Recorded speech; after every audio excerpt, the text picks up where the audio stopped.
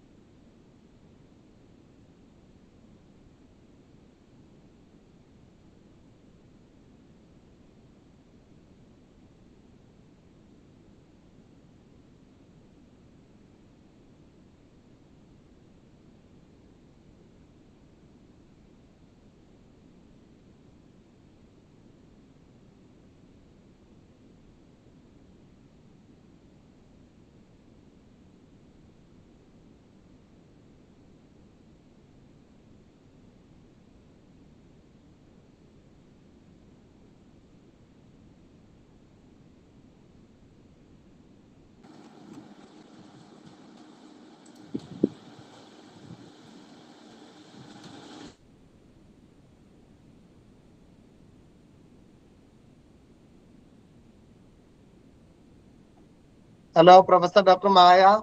Good evening. Hello, friends. Good evening. Welcome all of you to this August assembly. Today is a beautiful day because of many reasons. The most important being the satsang with Professor Dr. Maya and the presence of all of you. And today's topic is also highly significant. And in this world of continuous professional development, it is really important that we uh, update our knowledge and we get inspired. And we have an exceptional resource person today, our dearest Professor Dr. Maya, the pride of Mark Evlos Training College. Dear friends, before commencing the program, I would like all of you to share the poster and the link with your friends and that many will come and join and benefit from this program. I would like the students of Madhya Training College to to copy the link and paste in the chat of this Google Meet as well. Now, I would like to request the students to contact. Can you share the poster and the link your friends, colleagues, and students. And this is E-certified. Tomorrow also we have an exceptional program jointly organized by Synodal Commission for Education and Mark Theophilos Training College, Nalanjara. Over to you, students. Please take over.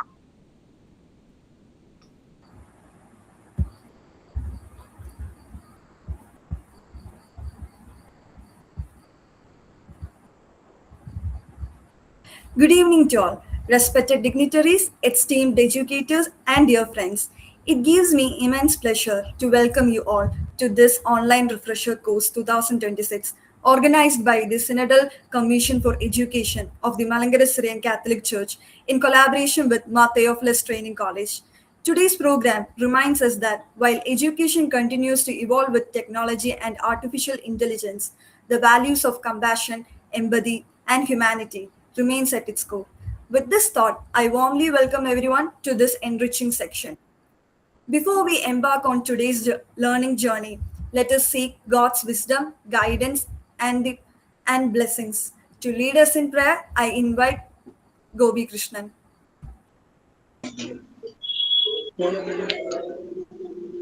ആർദ്രമാം തിരുനാളമേ ജീവപ്രപഞ്ചത്തിൻ നിത്യമാം ചൈതന്യമേ അജ്ഞാനമാകും ഇരുളിൻ വഴികളിൽ അറിവിൻ്റെ നിറനിലാവെട്ടമാകൂ ആർദ്രമാം തിരുനാളമേ എന്നുമേ ആത്മാവിൻ അന്തരാളങ്ങളിൽ അനുപമ സ്നേഹപ്രവാഹമാകൂ ആനന്ദ സംഗീതമാകൂ കരുണതൻ നനവാർന്ന മുട്ടുകൾ ജീവസ്പന്ദനമാക്കിയും കർമ്മഭൂമിയിൽ വൈഭവത്തോടു മുന്നിടാൻ വഴികാട്ടണേ വഴികാട്ടണേ വഴികാട്ടണേ.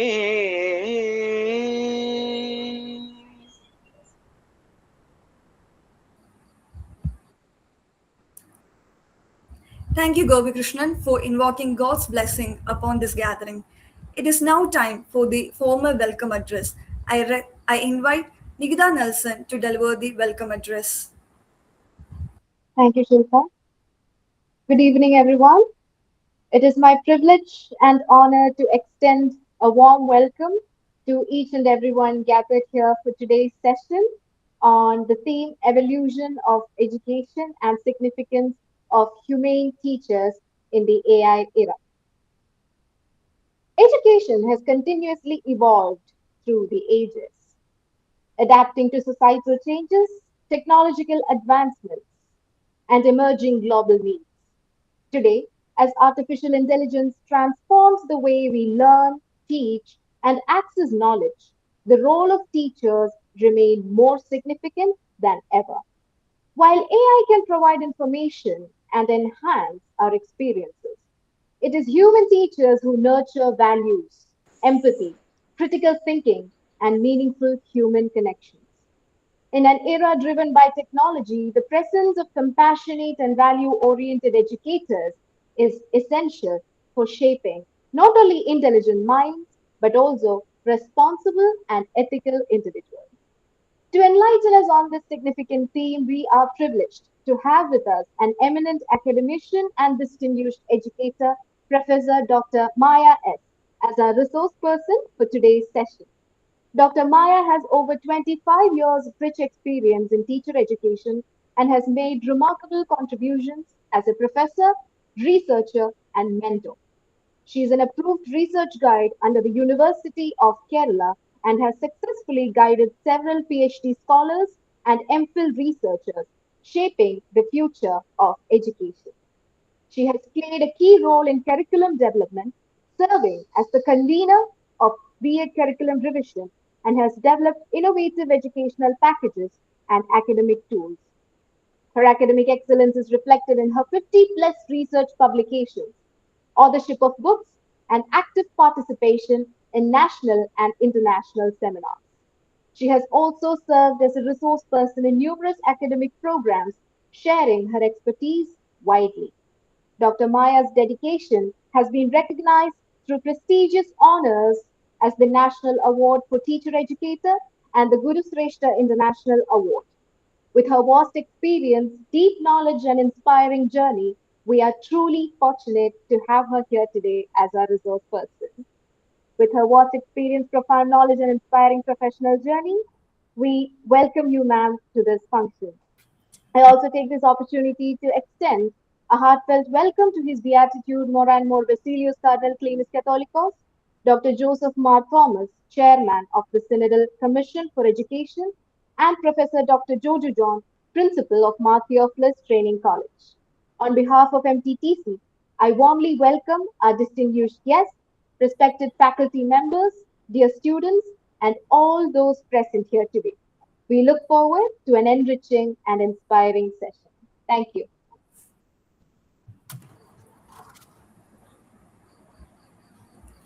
Thank you, Nigda, for your thoughtful and inspiring words of welcome.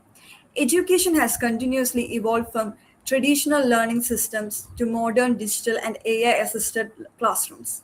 Yet, in all these changes, the role of a teacher remains irreplaceable. As artificial intelligence reshapes education, teachers continue to inspire, guide, and nurture the values that technology alone cannot provide. To share this insights on this timely and relevant topic, we are privileged to have an eminent educator with us today. It is my honor and privilege to introduce our esteemed resource person, Professor Dr. Maya S., former professor of Mar Theophilus Training College, who is a distinguished educator with extensive experience in teacher education and academic leadership. I invite Professor Dr. Maya S. to deliver her presentation on the topic Evolution of Education and Significance of Humane Teachers in the AI Era. Over to you, ma'am. Thank you.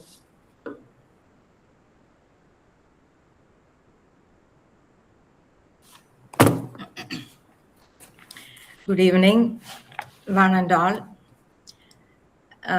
Respected teachers,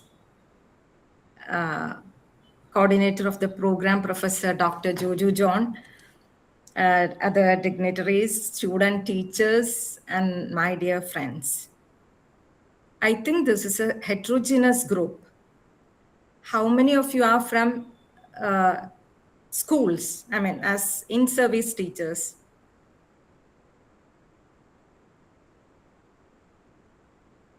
Okay, many of you are from schools. Okay, so at the end of the presentation, you can add your views based on valuable experiences also. And in this session, I would like to share only few aspects, that is history of education and some reflections on education and evolution of education over the years, that is which is in connection with industrial revolution. The topic is evolution of education and significance of humane teachers in the AI era.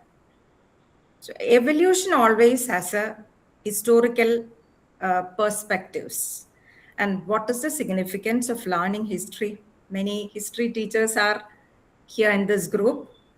And we know that you cannot take decisions in the past, but you can learn many things from the past experiences. So awareness on evolution of education helps to reflect upon the present system uh, to plan the future. And this is the rationale of adding this area in my presentation. Next slide, please.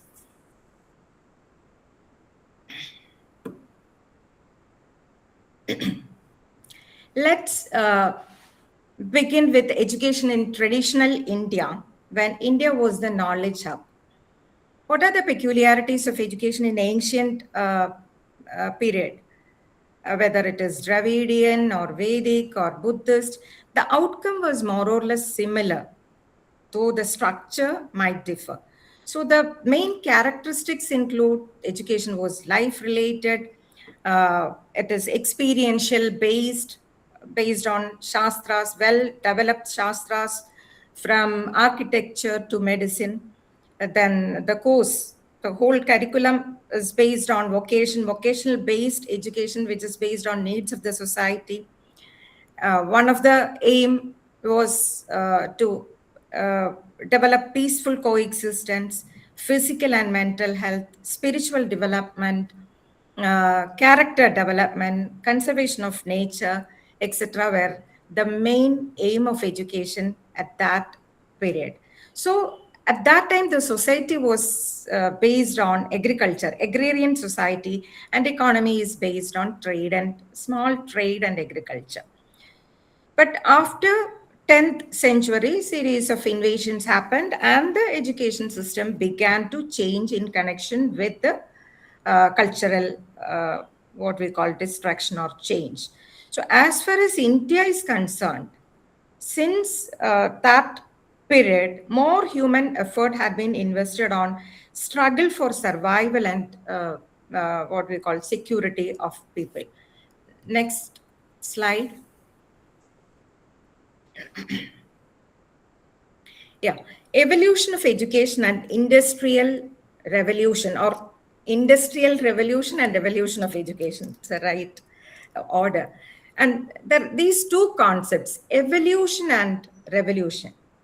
What's the difference? Anybody from the group? What's the difference between evolution and revolution?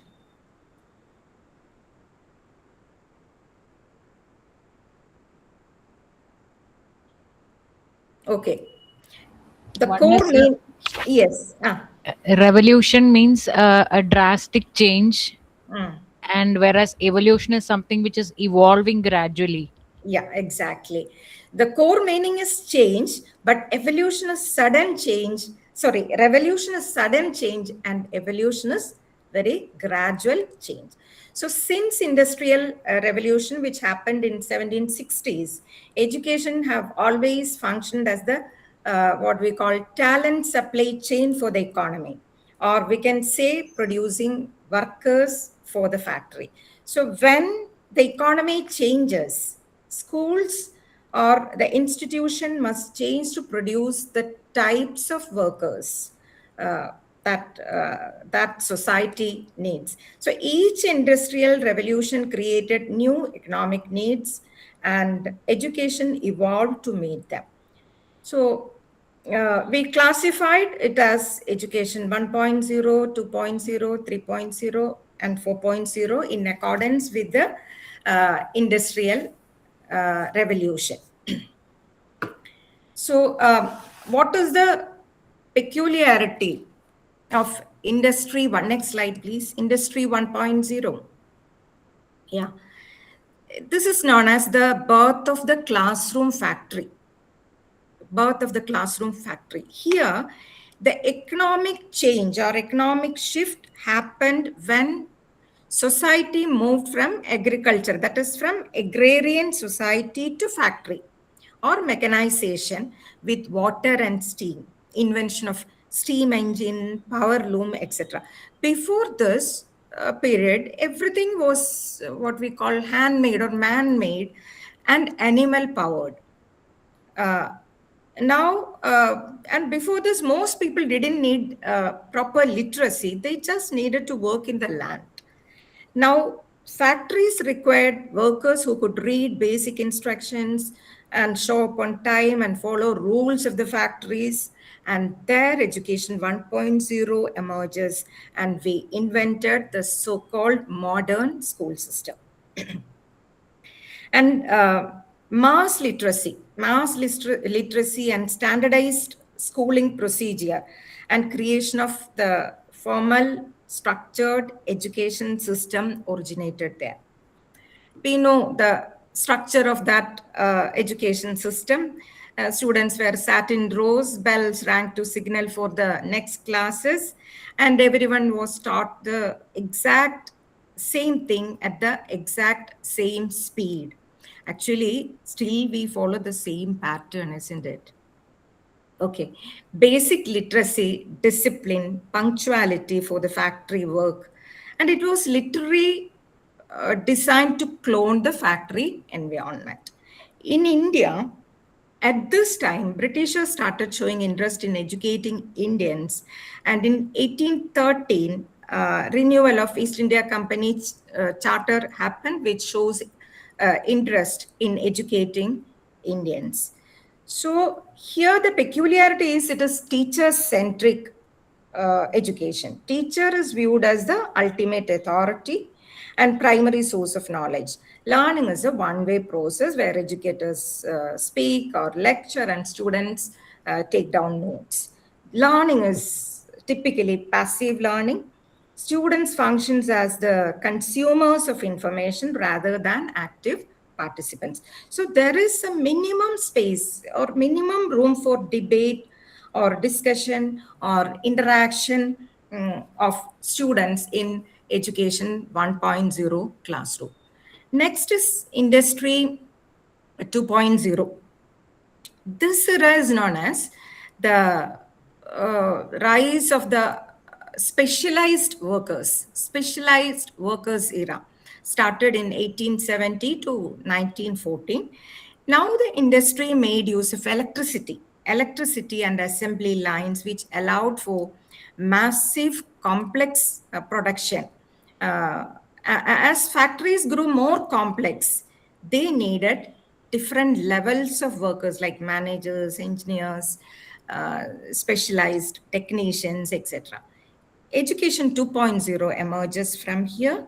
Then education became heavily standardized and segmented, and we need vocational schools, vocational courses at this period, and which separate academic students from trade students, polytechnics, and other skill learning centers to train students for the industries.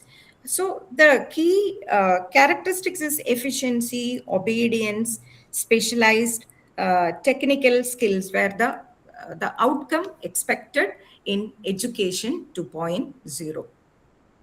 So now education 3.0, this is known as the knowledge era or the knowledge worker era, started in 1950s to 2000. So industry 3.0 is the IT era. You know the IT era, computers and the internet and automated system, basic calculations and bookkeeping was done by computers or ICT, storing of data from physical filing to digital database started at this period. Here what happened is that human brain for memorization suddenly became less valuable because computer can store large amount of data, and computer literacy began rapidly popularized. Information and communication technology, ICT, was introduced in schools at this period. The focus shifted to cognitive skills, that is how to create and use software development and use of software, etc. So here, instead of completely depending on teachers, learners actively produce knowledge. That is construction of knowledge. Information is socially constructed, meaning in collaboration with friends, meaning peer collaboration and digital networking are central to this process. Other characteristics of this industry 3.0 are digital literacy, data handling, of course, critical thinking, problem solving using technology, etc., are the other characteristics of education 3.0. Now, industry 4.0. This is the present era. The present automation era started in 2010. So AI era or AI automation era, smart systems. Now the smart systems can do both the physical labor of industry 1.0 and 2.0 and the routine cognitive labor of 3.0. So it replaces 1.0, 2.0 and 3.0 or it clubs all the three industrial eras, and developing new systems for learning and managing education has come up. So here education 4.0, the earlier factory model of school is totally breaking down. That's a major change which is happening. And education is becoming a highly personalized or individualized process. Even AI tutors can be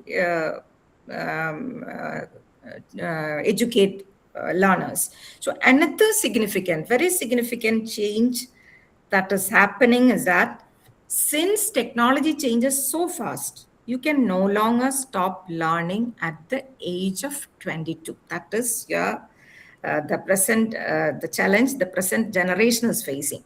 So as in Indian system, cultural system, after degree or PG, after completion of PG, you are going for job hunting, then family, setting up a family. But that cannot possible because you have to update and upskill continuously to survive in the job market.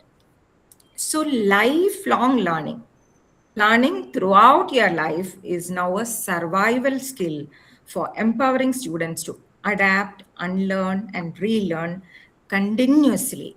It's a continuous process. Lifelong learning and learning is continuous. So it's a process in a what we call AI driven environment or a hyper connected environment. So education for envisages experiential learning, practical learning, and it replaces the earlier passive learning process or passive lectures with active project based and problem based learning. Next. Now the question is, developing economy alone enough for national or global development? We know industry changes economy. Is this economic changes uniform throughout the world? No. Same with education also. And it is one of the functions of education. Developing economy is one of the functions of education. And real development includes economy, people, and planet.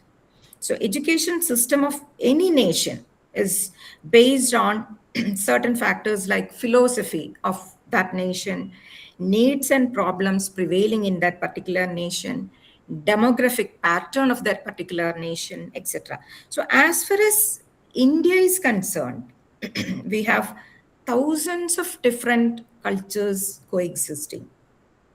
So, for the sustainable future, we need to develop good human beings and responsible citizens for a peaceful coexistence. Next slide. And there lies the significance of humane teachers in the AI era. We know educational institutions are what we call cross sections of the society. And in our society, there is difference in ideas, beliefs, languages, food habits, attitudes, cultures, etc., which is visible in our classrooms too. So to perfectly deal with these challenges in classroom, a teacher must be of humane in nature and have a reflective thinking ability. Next. Next slide.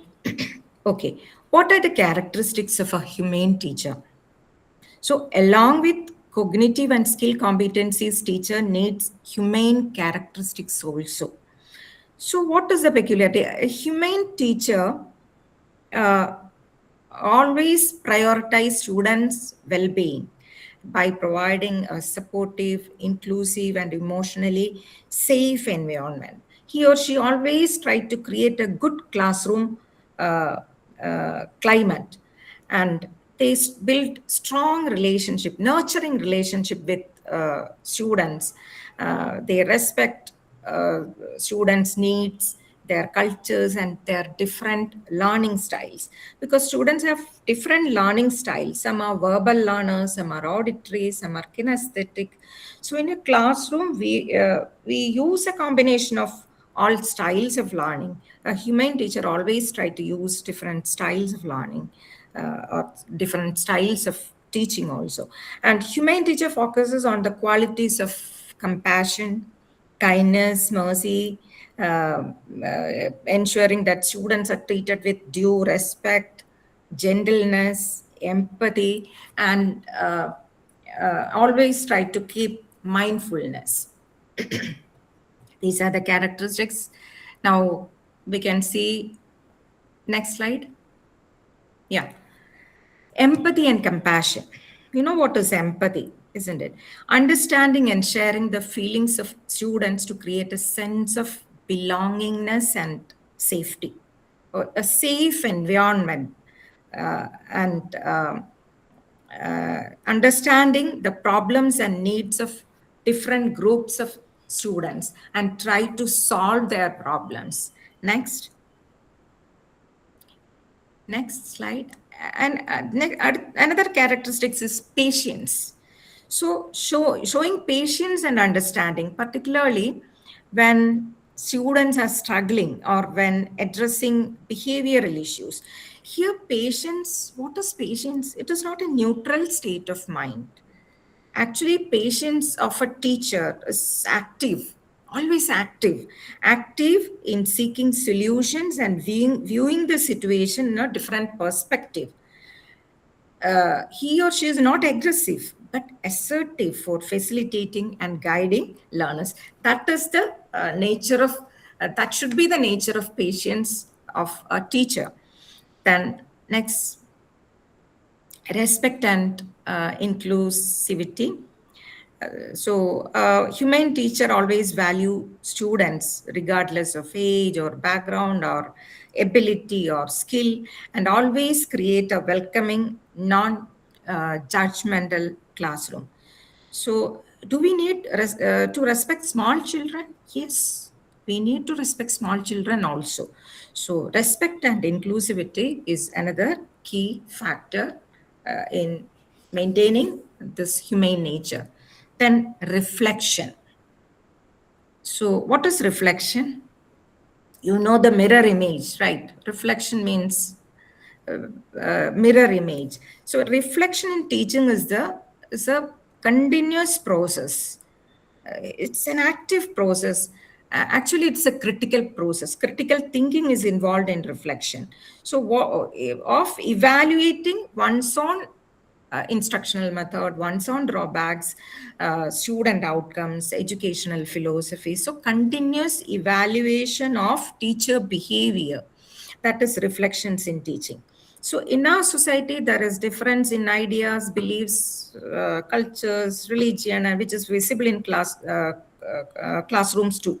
So, teacher can help different students, and he or she can refine teaching strategies and enhance what we call students' success. So, a reflective teacher is wholehearted in accepting all students and is willing to learn about them and accept the individuality or what we call uniqueness of each student.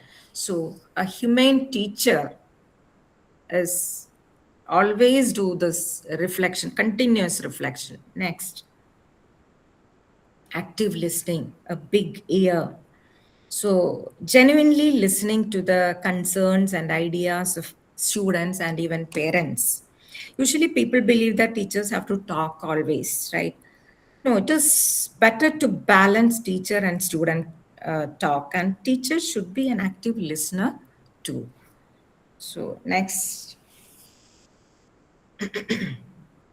authenticity and rapport. So what is rapport? Rapport means it is a reciprocal relationship or reciprocal interaction or understanding, mutual understanding. So a teacher should be genuine, caring, approachable to build trust and positive relationship. This is very, very important in a classroom. And always ready to test the prevailing beliefs. He or she should be always be critical in nature. They can test the prevailing strategies or belief systems or methods and thoughts in connection with present need and circumstances. So building rapport is very, very significant in the classroom. Next is adaptability. What is adaptability? It is adjusting teaching methods to meet diverse learning needs and accommodate challenges of students. So, uh, while adapting or while adjusting, the base behind is the core intention behind is that passion for students growth. So a commitment to fostering not just academic skills but also social, emotional, and personal growth of the learner. Next is responsibility. You know what responsibility is. An attitude of responsibility involves careful consideration of the consequences to which an action leads. So teachers should be aware of the consequences of a particular action. And responsible teacher always ask themselves why they are doing what they are doing uh, in the classroom. Is the education process going in accordance with the aims or the purposes or the curriculum or the major goals or functions of education, etc. So teachers should be responsible. Next is mindfulness. What is mindfulness? As a teacher, mindfulness means paying attention to this moment. Mindfulness means paying attention to this moment. For a teacher, paying attention to this moment, to this class, to this topic, and to this student. So when I'm teaching a subject, when I'm teaching physics, my mind has to be in physics and not at home, and not at purchasing groceries for home, or not at mobile notifications, or not at traffic jam on the way home. So complete attention to the to your field or to your classroom. That is, mindfulness is an essential requirement for a humane teacher. So next is cell-based approach. The institution has to maintain, and teachers have to maintain this social emotional learning based approach. Social emotional learning. Cell means social emotional learning. So you know what is emotional intelligence? Ability to deal with one's own emotion and understand and influence others' emotions also. So in cell-based approach, what is cell? Cell is the process through which you can see the components of cell in the picture. That is, cell is the process through which an individual acquires skills on self-awareness. The basic skill is self-awareness. Then the second one is self-regulation. Self-regulation, that is managing your emotions, one's own emotions. Then social awareness, to build positive relationship. So once you develop self-awareness, you know who you are, who you know who society are, then you can develop positive relationship and make responsible decisions and become a worthy member of society. So self-based approach is the need of the hour in schools as well as in higher education institutions also. So know yourself, manage yourself, know the society, and then make positive relationship, and then make responsible decisions and be a worthy member of society. Next is value system. See, teachers, I mean, students always try to copy teachers' values, especially small children. So we have to transact our curriculum based on certain values. We have to behave based on certain values. We have to manage the institution based on certain values and requirements. We have universal and moral values like truth. It is universal truth or satya, compassion, respect. It's uniform. It is universal values. Then constitutional values, responsibility, equality, justice, promoting fairness and recognizing capabilities regardless of background, then peace and tolerance, democracy, etc. Then traditional personal value, it varies from person to person, that service, self-discipline, cleanliness, respect, punctuality, etc., etc. So we have to uh, possess certain value system, and we have to help students to imbibe those values also. Next is uh, that is holistic development of the learner along with skill learner. A humane teacher always consider the holistic development of the learner and not just marks. So how to enhance the students' confidence, cognitive competencies, then how to help to provide, I mean, understand self-awareness, emotional intelligence, empathy, stress management, social awareness, curiosity, then health, physical and mental health, etc. So development of head, hands, and heart uh, is the teacher, a human teacher always consider all those factors while try to develop her children. Then next is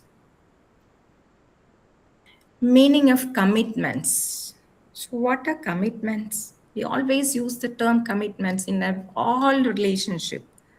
Commitments. So teacher, uh, uh, teacher commitments. What are teacher commitments? Teacher commitments are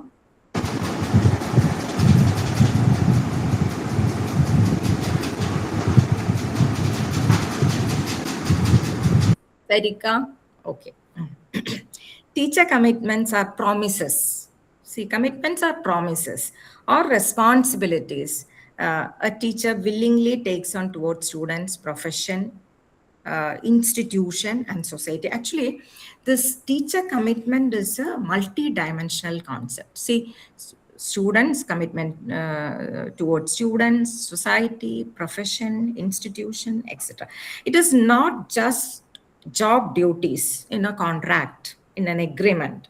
It is the what we call internal drive. We call it as intrinsic motivation. So it is an internal drive to do the right to students even when no one is watching, even when we are not receiving any appreciation from the authorities or colleagues. We are doing our duties in the best way. So that is commitment. And commitment includes your certain professional why and how. So why commitment? The answer is I'm here to help every student to learn and grow and develop.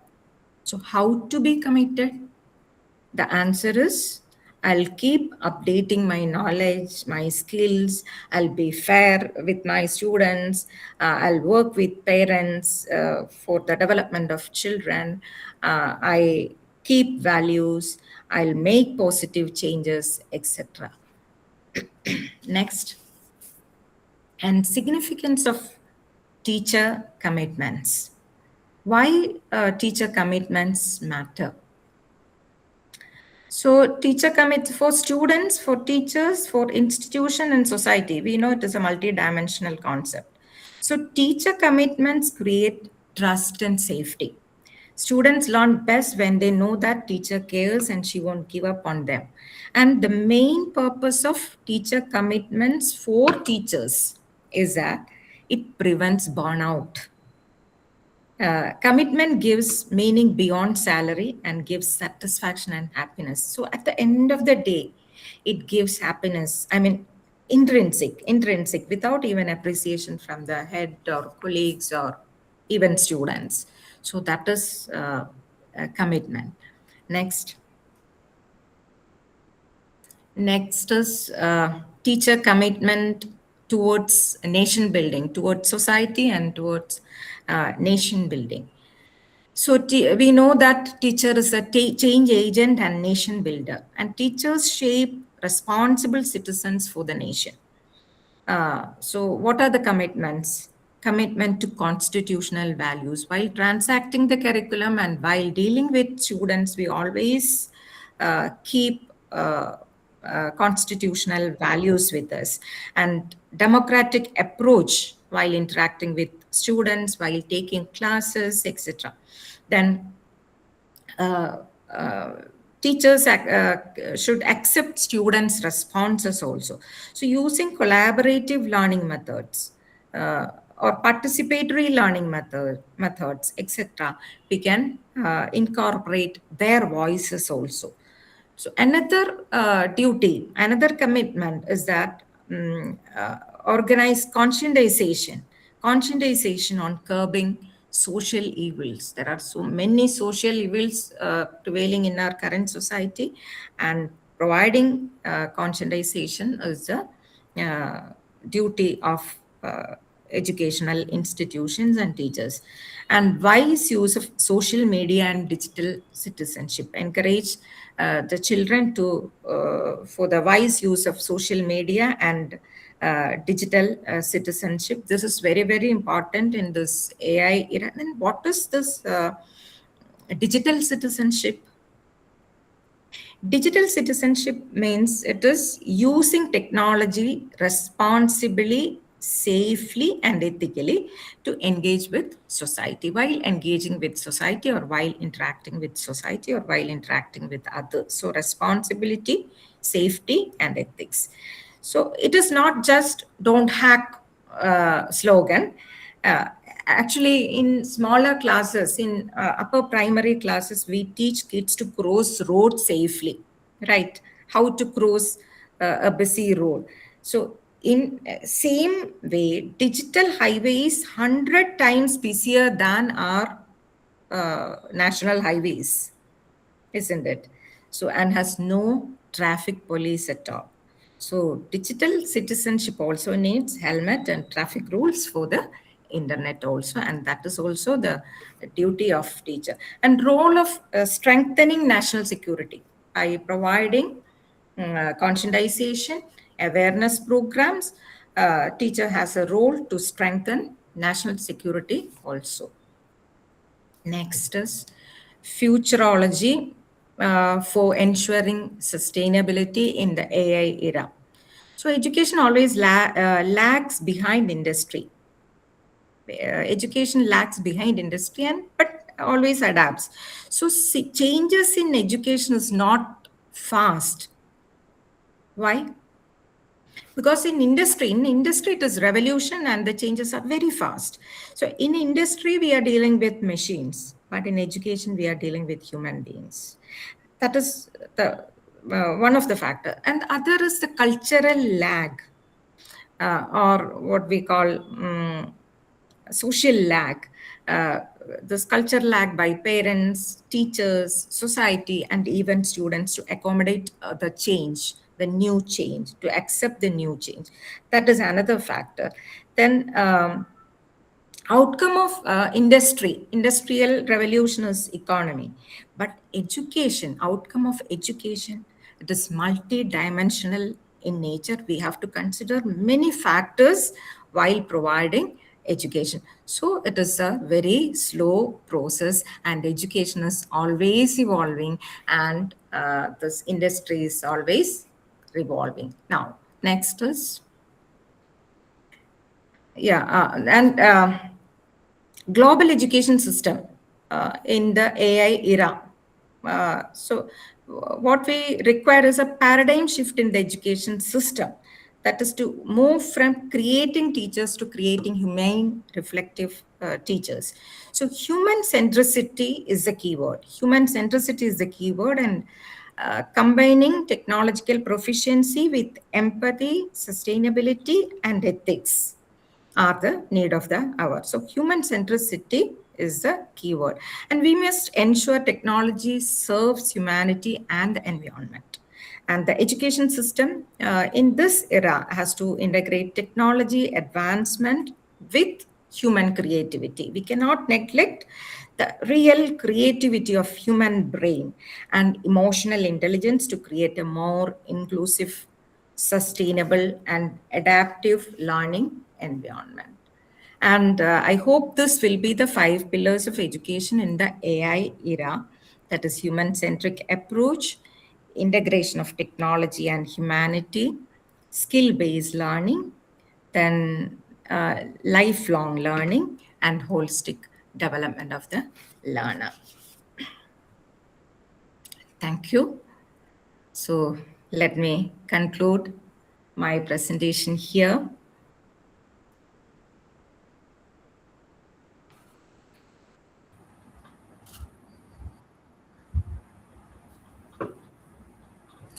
Thank you very much, ma'am, for that enlightening and thought-provoking section.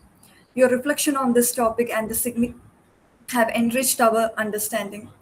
You have reminded us that while technology may transform education, human values remain at its heart. Sincerely thank you for sharing your valuable knowledge, experience, and insights with us. To reflect upon the insights shared in today's section, I now invite Dr. Jojo John, sir, to share his valuable thoughts. Sir?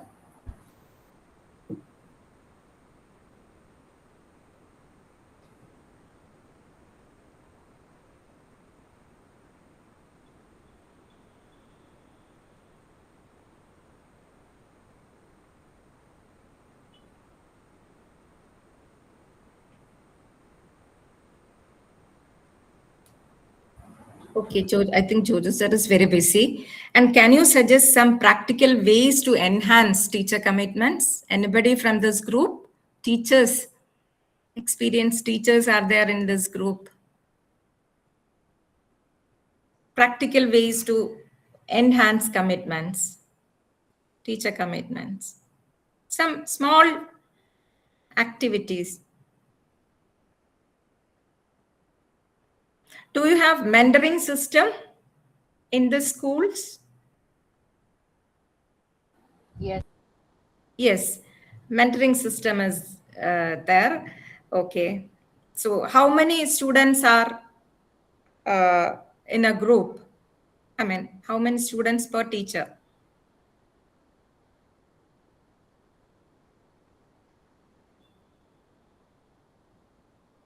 Usually, it is a small group mentoring system, 5 to 8, maximum of 10 students. Okay, now we can, another suggestion is you can conduct a weekly 10 minutes feedback circle of students. At the end of the week, on Friday, you can conduct a feedback session. Students can open up their what we call anxieties, worries, struggles, their positive feedback, everything. So you can organize feedback circle. Then constitution minutes, that is 2 minutes daily, one fundamental duty or right explained in a simple way. 2-minute daily constitution minutes. And you can start journaling, diary writing. That is one sentence journal, one sentence per day. That is enough. One sentence per day journal you can start in your school. Then in staff room, you can organize study circles. In Martha Training College, in years back, we organized such study circles. That is 4 or 5 teachers together read one book or one article, and we discuss those aspects over our tea time. That was happened years ago. So study circles can be organized. These are some of the. Then community, you can invite, make use of community resources for, and sharing their knowledge. That is parents as a partner, experienced parents, educated parents, professionals can invite them and allow them to take classes for our students. Then community project, appreciation board. I don't know how many of you are agreeing with this. Appreciation board means peer-to-peer thank you notes in staff room. Peer-to-peer thank you notes in the staff room for any good things they have done in that particular day, on that particular day.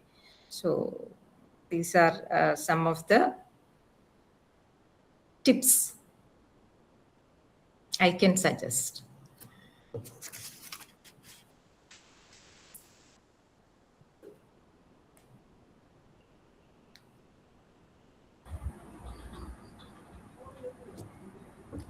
Once again, thank you, ma'am, for your insightful words and encouraging words. Thank you, ma'am. Next, as we approach the conclusion of this program, I now invite Lida Johnson to propose the vote of thanks. 1 second, please. Before vote of thanks, let me tell something. My teacher, thank you very much for the brilliant presentation, exceptional presentation. Your presentation was really stunning. We loved it. Every bit of it was cute and explanatory.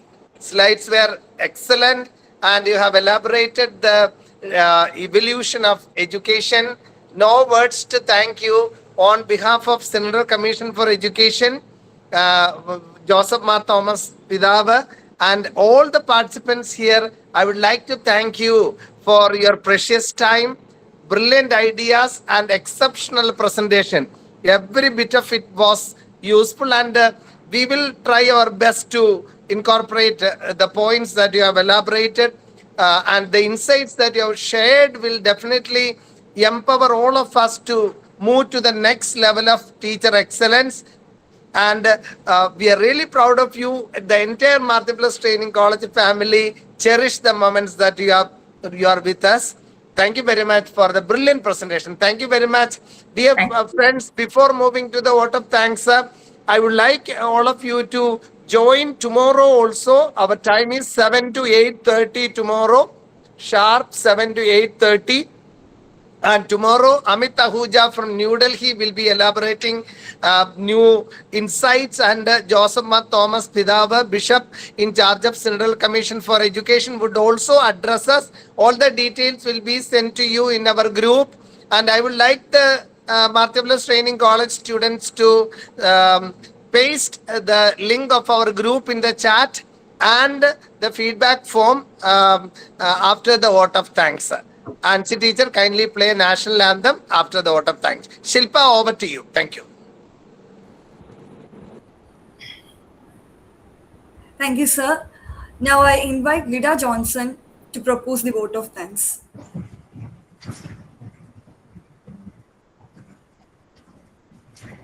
Good evening, everyone. As we conclude today's online refresher course on evolution of education and significance of humane teachers in the AI era, it is my pleasant duty to propose the vote of thanks. I extend our heartfelt gratitude to Professor Dr. Maya S., former professor of Ma Theophilus Training College, for her informative and insightful session. Her reflections on the enduring value of humane teachers in an age of artificial intelligence have truly inspired us. I offer my sincere gratitude, His Beatitude more and more Basilius Cardinal Climis Catholicos for his visionary leadership and steadfast commitment to the cause of education.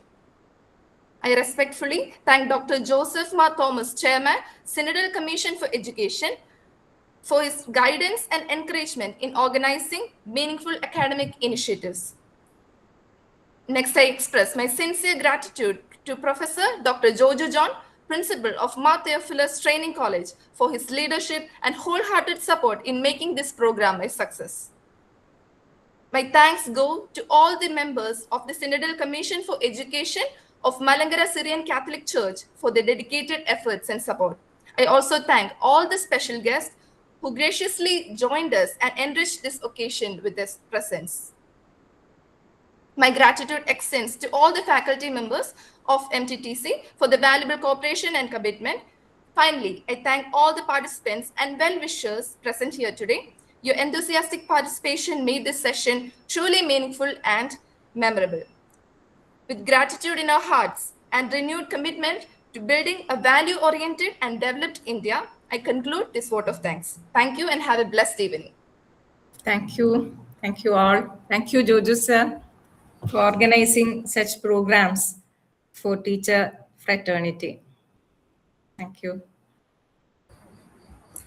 As we come to the close of this enriching section, I once again extend our sincere gratitude to our esteemed resource person, all the organizers and members of the Synodal Commission of Education for making this program meaningful and successful.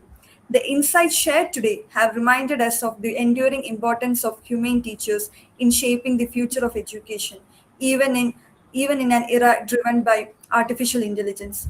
With hearts filled with gratitude and renewed inspiration, let us conclude today's program by paying respect to our nation through the national anthem.